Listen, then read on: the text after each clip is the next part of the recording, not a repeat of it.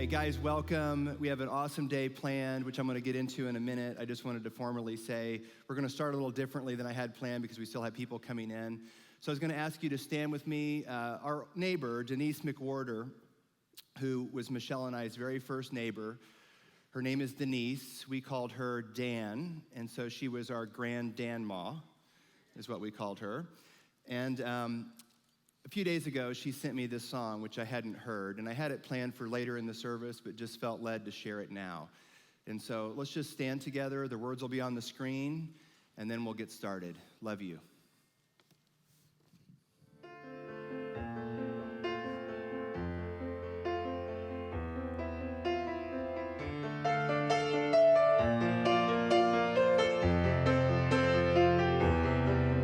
Shattered like you've never been before.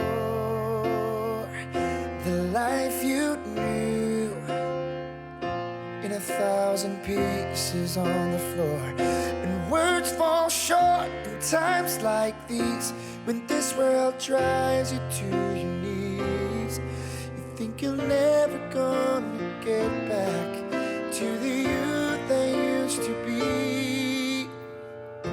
So tell your heart to beat again, and close your eyes and breathe it in.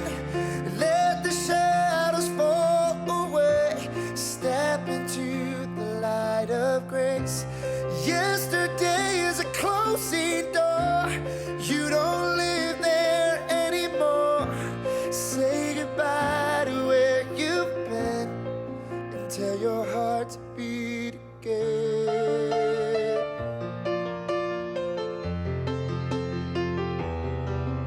Beginning, just let that word wash over you. It's alright now. Love's healing hands have pulled you through. So get back up, take step one. Leave the darkness, feel the sun. Because your story's far from over, and your journey's just begun. So tell your heart to beat again, and close your eyes and breathe it in. Let the shadows fall away. Step into the light of grace. Yesterday is a closing door. You don't live there anymore. Say goodbye to where you've been, and tell your heart to beat again. Let every heart break and every scar be a picture that reminds you who has carried you this far. 'Cause love sees farther than you ever could. In this moment, heaven's working everything for your good. So tell your heart to beat again, and close your eyes and breathe it in. Let the shadows fall away. Step into the light of grace. Yesterday is a closing door. You don't live there anymore. Say goodbye to where you've been, and tell your heart to beat again. Your heart to beat again. Beat again. Oh, so tell your heart to beat again.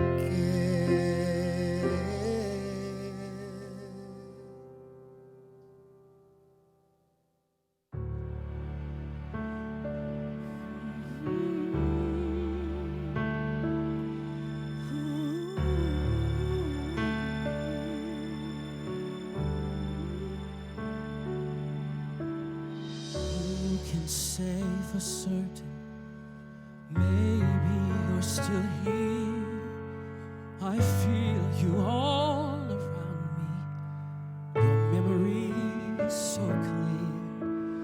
Deep in the stillness, I can hear you speak. You're still an inspiration. Can it be? 'Cause you are my forever love, and you're watching over me from above.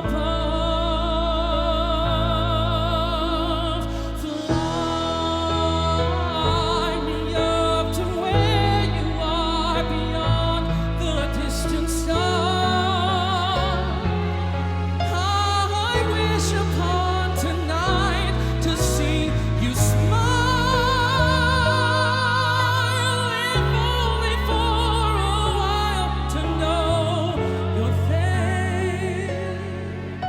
A breath away is not far to where you are.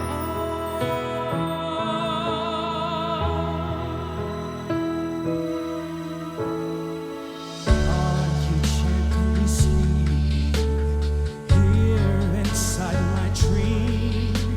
And isn't faith believing or power can't be seen? As my heart holds you just a beat away, I cherish all you gave me every day. For you are my forever love, watching me from up above. And I believe that angels breathe, and then love will live on and never leave. Fly me up to where you are beyond the distant star. I wish upon tonight to see you smile, if only for a while to know you're there. A breath away is not far to where you are.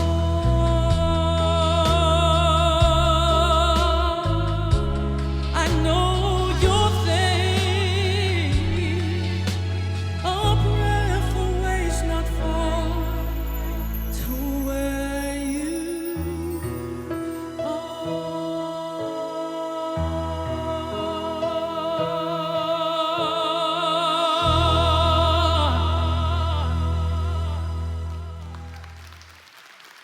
Dennis, I love you. One of Michelle's favorite songs, and one of our favorite humans singing it. Welcome, guys, family, friends. I love you. This particular day, as I mentioned in the invite, is not a memorial service, so I'm afraid you guys have no idea what you're in for.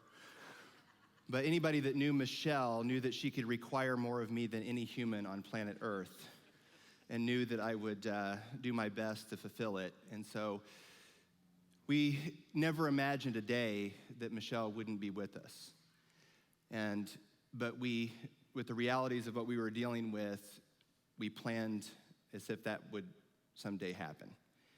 And so much of what you're going to experience today, we discussed and planned for over a year, although I had to put it together in 48 hours last night. So anyway, I hope you enjoy. But I want you to know that you are the guest of honor. I've said several times to several people the last few days, our family doesn't need this event. Our children don't need this event. I personally, this is one of the hardest presentations I've ever put together, though we do this stuff often. It's like planning for an intensive training that we do while my soul is bleeding, while my emotions still are not, they're still fragile, and then being in front of a lot of people that have no grid for what I'm about to share about our story, and so there's potential, well, you know. that you might not get it. But I'm gonna lay it out there anyway. Is that okay? And so today is to honor the love of my life. And while I normally wouldn't look at many notes, I might have to today just because of the emotion a little bit. And so I wanted to read something that I posted on Facebook that I think sums up a little bit of our journey and sets the stage for what I'd like to do today. And everything that we're experiencing today, you can take notes. You might feel like you were fed with a fire hose because there's some things Shell asked me to share that's kind of more along the teaching line. I didn't want to do it because this is what we do a lot, but she wanted me to do it because she wanted you to know what our grid was and what we were contending for. And so she asked me multiple times to be brave, to put it out there, and just let the chips fall where they may. And so that's what I'm going to attempt to do for her. So here's what I posted that I want to read, and then we'll get started. I want to thank each and every one of you who've reached out to me to express your love to me and our family and your respect for Michelle in one of the most difficult times of our lives. While it's not always possible for me to respond to each and every message, please know that every sentiment, every card, every gift, every visit mattered. And it's been contributing to our individual healing process. Though my mind, my heart, my spirit is totally fine, my soul is an absolute wreck. Because I don't think we were ever supposed to experience death to begin with. I don't think that was God's original intent. And so our soul, when we lose someone we love, and at least in the short term, in the natural, we're separated from them, it grieves. And so if anyone's ever lost someone that they've loved deeply and invested in deeply, you know this. And so later, towards the end of today, I'd like to share some of the things that some world-class humans have helped us understand about how to heal the mind, the heart, and the spirit when it's grieving.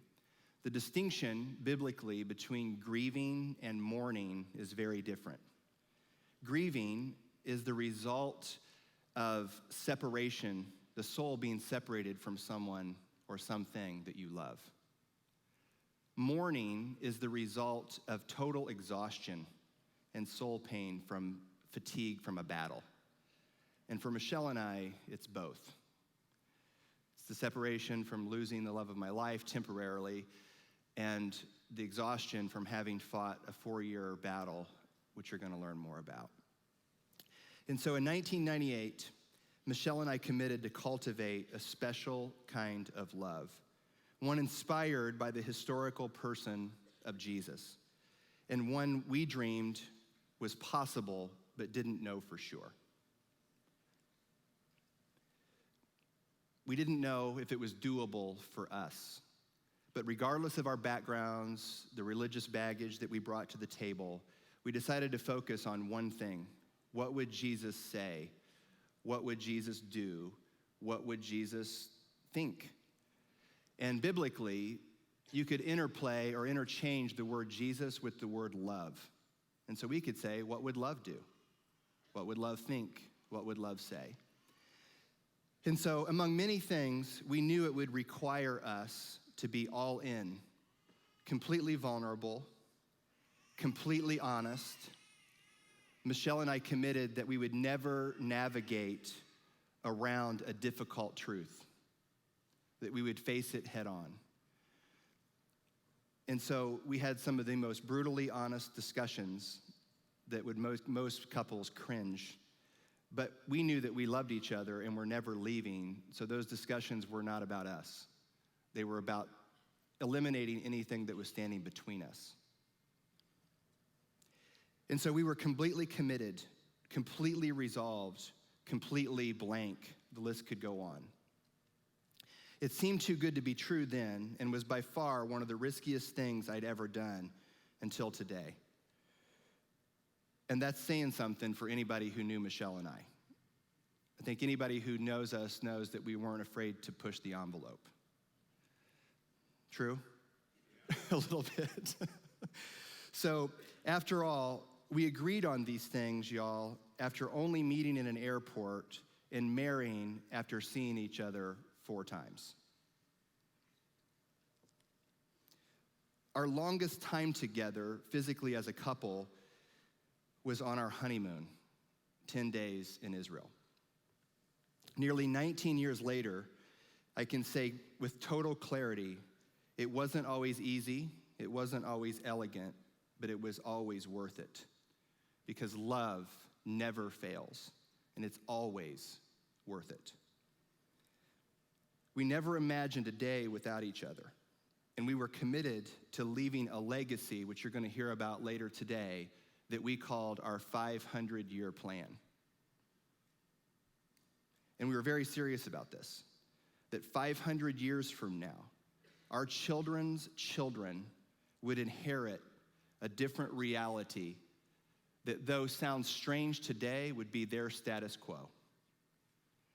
And so it sounds crazy, but how many children do you think Michelle and I will produce as one couple if just we had 2 children, and on average they had 2 children? Does anybody know how many children that is in our offspring over 500 years? It's nearly 500 million. And so this is how Abraham could be the father of many. And so if our children on average had their children at the age of 20, Michelle and I would have direct input to disciple up 5 generations of them. And so we had a long-term perspective that was anchored by love, and we just started contending for it in the smallest of ways, knowing that if we didn't relent, it would just be an inevitable outcome. We never imagined, again, a day without each other. We were committed to leaving this kind of love legacy for not only our children, but others that would glean strength from their own journey to oneness. Over the last 4 years, we fought tirelessly to let love live. It was one of the most difficult adversaries that Michelle and I ever faced, and we fought some. And losing the short-term battle to cancer ripped my soul in 2. Painful? Yes. Worth it? Absolutely. Why? Because as you're going to see, despite the temporary loss, love still lives. As I shared with a few close friends and family today, I'm sure it's similar to anyone who's had to mourn or grieve the loss of someone they love deeply. Days are difficult at times, even long after their departure. I get up, do normal things, and then like 3 times a day, I just have a complete snot cry moment that has nothing to do with what's going on. It's just like a friend that I carry along, and I have to give it attention every now and then. So I just pull the car over, or I go into my office, I break down, I cry, and then I go work out or go get a smoothie or whatever's next on the agenda. And so learning to walk with that is, I don't know how long it's last, maybe you guys can help me, but it's still how it is today, 30 days later. My hardest moments are often arriving home after dropping the kids from school, because those were always special times that Michelle and I spent together to connect with each other and begin our day. Some days, I just don't want to get up out of bed because I miss my friend, my companion. But I do it because she would want me to do it. It's what we're doing together. And so anyway, today is to share with you a little bit of our story, which is not a story about cancer, it's a story about love. And cancer was a very small backdrop to the underlying story that I don't even know if some of, with the exception of our immediate family, our close circle of ring bearers, which you're gonna meet, and the people that cared for Michelle and helped me do that on a day-to-day basis would have any grid for. Because we resolved early on in this journey that we would never post bad news. We would only share good news. And so while I apologize profusely for lacking on regular updates, those spans of time were because there were no good news to report. Make sense? And so Michelle didn't want that posted.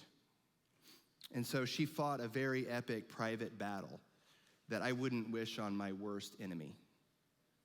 But she did it with the most grace, the most dignity, and the most strength that I've ever personally witnessed. I tell the kids all the time, anybody seen the recent Creed movie? Loved it. Everybody loves Rocky. And after the kids and I watched that, I sat them down and said, listen, your mom makes Rocky look like a complete wuss. And anybody who knows her knows that's true, and I'm not exaggerating. So this event is not about that. It's not a memorial service. It's more. It's our gift to you, and there's many gifts that I want to give out today. It's also being recorded. We have 9 different cameras. There's going to be people walking around, and there's going to be opportunity for you to record on video anything that you want to share out there. And we have several friends here that are working together to turn this into a mini movie called A Day of 1,000 I Love Yous. Not this event, but the content of this event. And so all that to say, if you get bored, someone said, 4 hours, are you kidding me? Guys, we go to a golf game. We go to a basketball game. We go to a football game that takes a half a day. If you will be present, if you will receive, our ceiling can be your floor. So be present, invest a couple hours. I assure you it will be worth it. But if you don't and you get tired and you want to leave, no one will be offended. You can leave it anytime you need to. It'll be recorded and be posted online a few days after, okay? But I hope you love it. I hope you'll feel immensely valued because we place the highest value on the friends that we've cultivated through the years. We have intentionally planned, spared no expense, and planned every detail to make this an experience for you, not for us.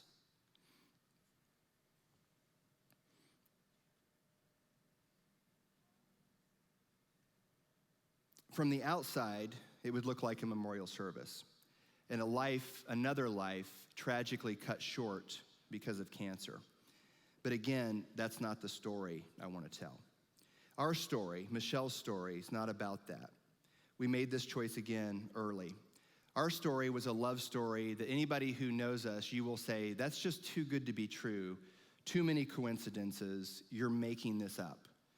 But I have enough witnesses, most of which are in this room, that that's not true. And so nothing I'm going to share is to embellish or put Michelle on a pedestal because she's not here. It's the real story as it happened.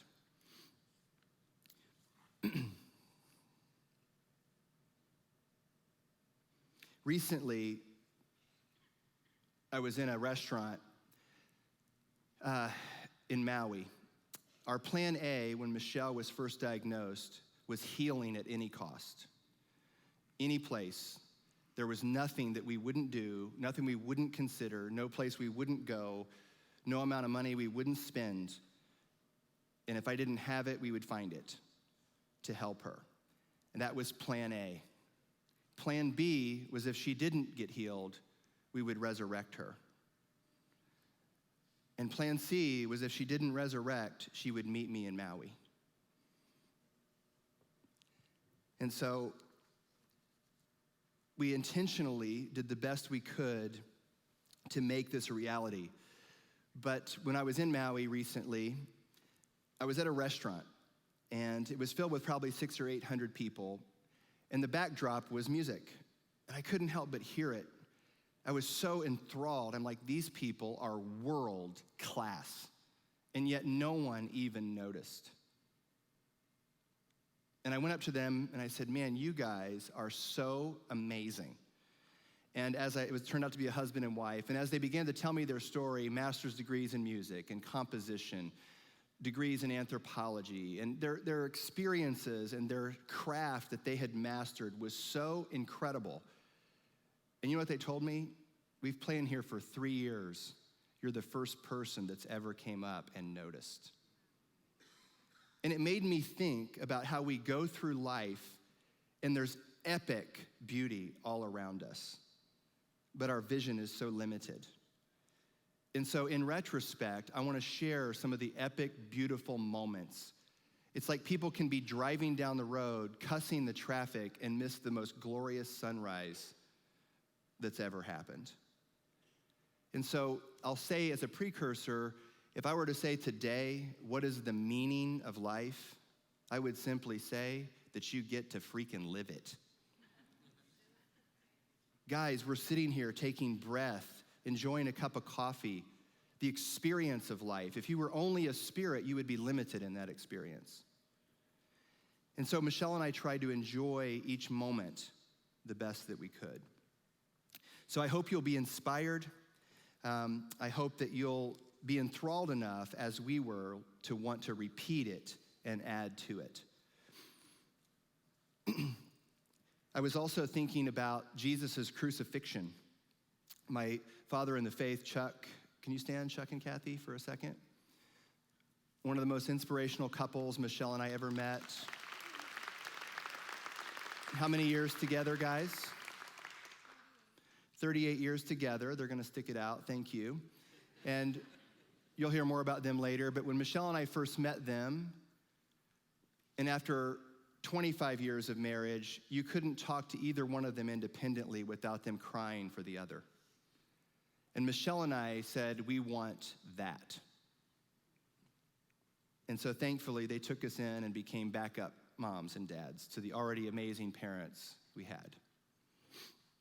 But anyway, Jesus, when he was crucified, do you know that some theologians say that there were over 100,000 crucifixions during that time period? What made his special? Most people were walking by and didn't even notice. It was just out in public for everyone to see, but no one understood the underlying story that was really unfolding. It was just another guy getting hammered to a cross. So what made it different was that what he did for love is transcendent. And so no one remembers the other two guys, but 2,000 years later, we're still talking about the epic love that Jesus demonstrated. Make sense? And so all of us have that opportunity. And Michelle and I were raptured by this concept 19 years ago and decided to go all in, even if it looked askew from the outside, or if no one even noticed. And it made life rich for us. So I think I have a Prezi. Ready? If we could pull that up. So our goal for this event was that, and Michelle and I listed these about 6 months ago, that I'm like, hon, if you could give one gift to your friends, what would it be? And she said, babe, I just wish they could know the love I've known and experience the life I've lived with you. And so we set these as our goals, that anybody that would come to this event and anyone who would view it later online, we didn't really send invitations, as you know, we just posted this on Facebook. And so I probably had 1,500 people that can't be here today for various reasons, but they'll get to see it because you're here and we're recording it. So I'm sorry, back to Prezi. The goal is this, that you would be able to love life more intentionally, to love God more intimately, to love yourself more completely, to love your families in a way that's more impactful, to love your friends more intensely, and feel more fully alive.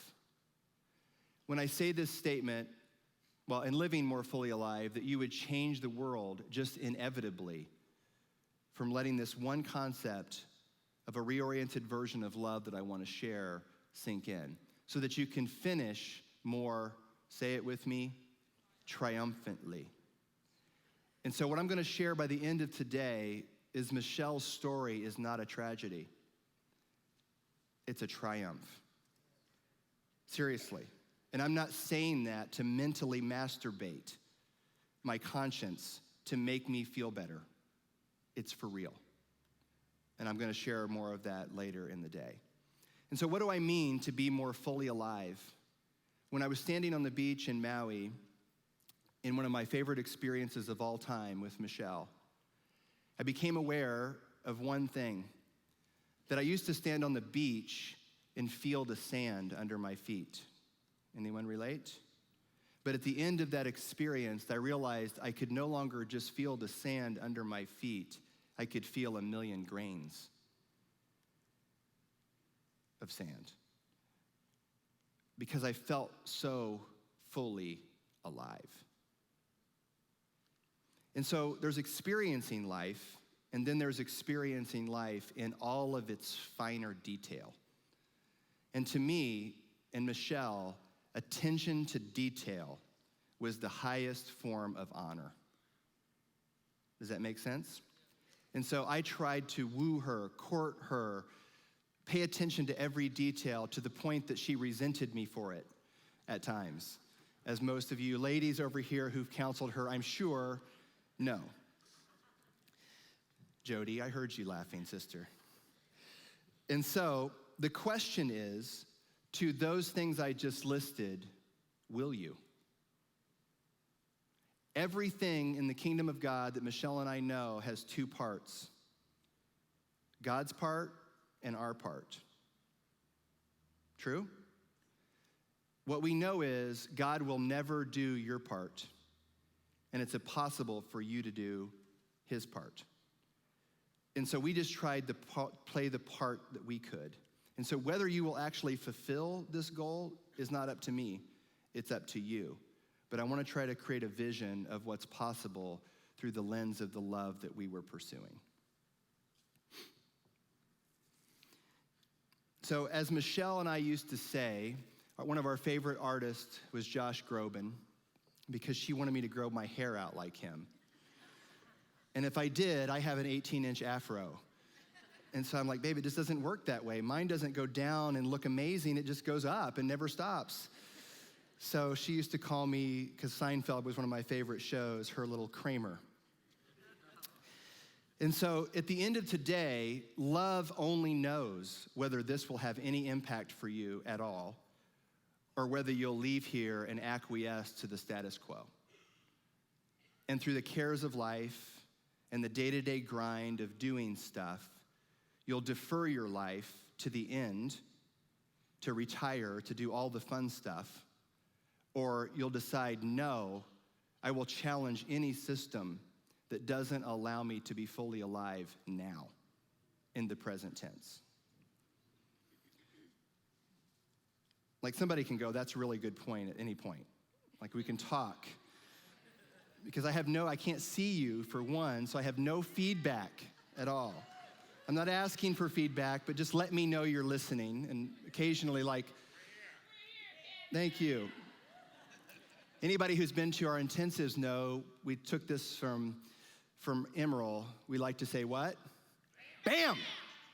And so I could sprinkle some pixie dust or something like that if it's a really good point as a cue. But so anyway, we used to say, using the lyrics of a Josh Groban song, love only knows. Love only knows what you will do with what you receive today. So love only knows if we will give in to fear and choose life under cover. Love only knows whether we'll drop all of our pride and lay down our lives for one another. Love only knows if what we're talking about is special enough that we will choose each other. And so before we go on, I want to pause, as we're going to do multiple times, because the most important thing is not just what I'm saying, it's what you do with what I'm saying. And so rather than just rush over every moment, I want to create a little space at the end of each moment for you to process and decide if there's anything that you want to continue doing, stop doing, or start doing as a result. One of the phrases that Michelle and I loved scripturally was the idea that at the end of our life, whenever it happened, we wanted to be able to stand before Jesus and hear what? Well Done, good and faithful servant. Sometimes I like to think about what it doesn't say. It doesn't say, well heard. It doesn't say, well understood. It doesn't say, well researched, well argued, well debated, well judged, well discerned. It says, well done. So Jesus' whole life was not about imparting biblical knowledge so that you could live a morally standard high life. Most of the characters around him, you'd be hard-pressed to say they were morally upright. David, a murderer, adulterer. Peter slicing off someone's ears. I mean, there's all kinds of stories. Mary, Magdalene, the prostitute. That wasn't what drove him. Love drove him. And so, well done, everything that Jesus shared was not so that we could acquire knowledge, but that we could acquire knowledge to perfect ability, to do what he did, not just know what he knew. The problem with that is that if you actually study what he did, you're going to have to embrace what I would consider the supernatural. I don't mean weird and sensational and metaphysical. I mean natural, but in a what? Super kind of way. Make sense? And so Michelle and I wrestled with those, and we tried our best to live a supernatural life. And while this is normal, should be normal, the entire Christian premise is based upon supernatural. A virgin, resurrection from the... And so why is it that when we accept the premise, we no longer contend for it as a present tense reality in our own life? It makes no sense.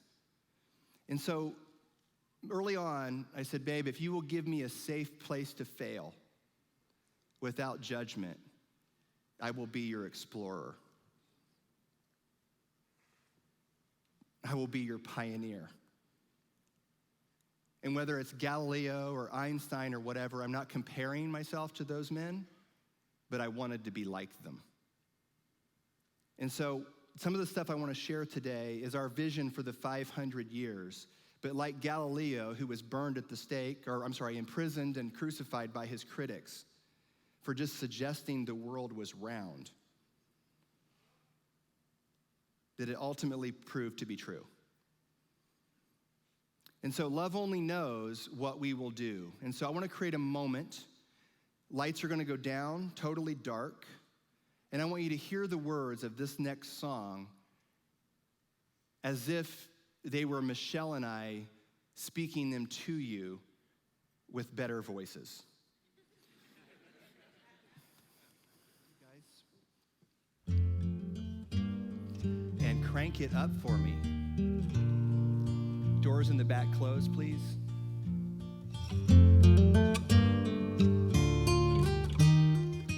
Close your eyes and receive. I've tried to hold this back so long, and we're always such a good thing when it's gone. Would it be alright if we just left our heads tonight? Take me away from this old game of saying we're both too much the same. Would it be alright if I just stayed with you tonight? And before I go, will I ever see you again? She said, love only knows. Love only knows if we'll give in to fear and choose life undercover. She said, love only knows if it's special enough, then we'll choose one another. We'll choose each other.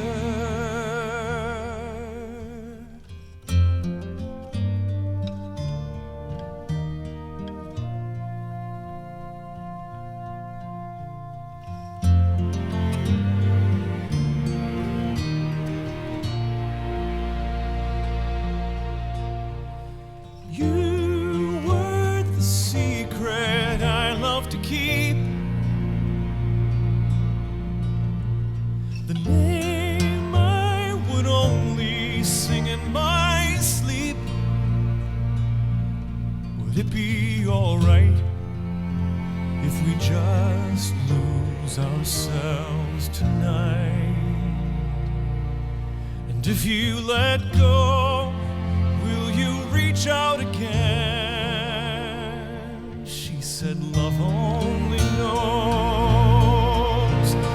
Love only knows if we'll give in to fear and choose life undercover.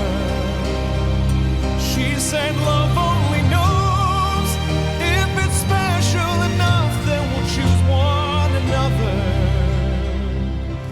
We'll choose each other. And I can't breathe without you, and I don't. And I can't live without love, and I won't. And I won't.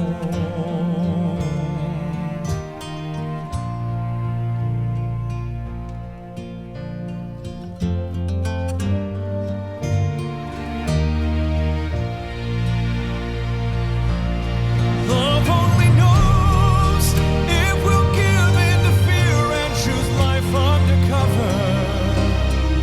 She said, love only knows if it's special enough, then we'll choose one another. Oh, love only knows how your arms pull me in like the tide pulls me under.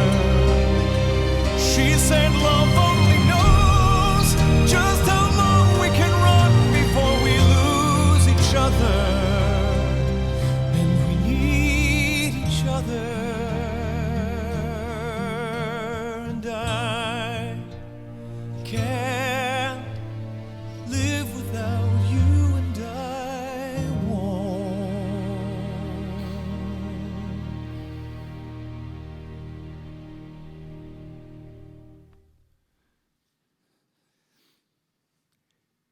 Michelle and I couldn't live without love, and I won't.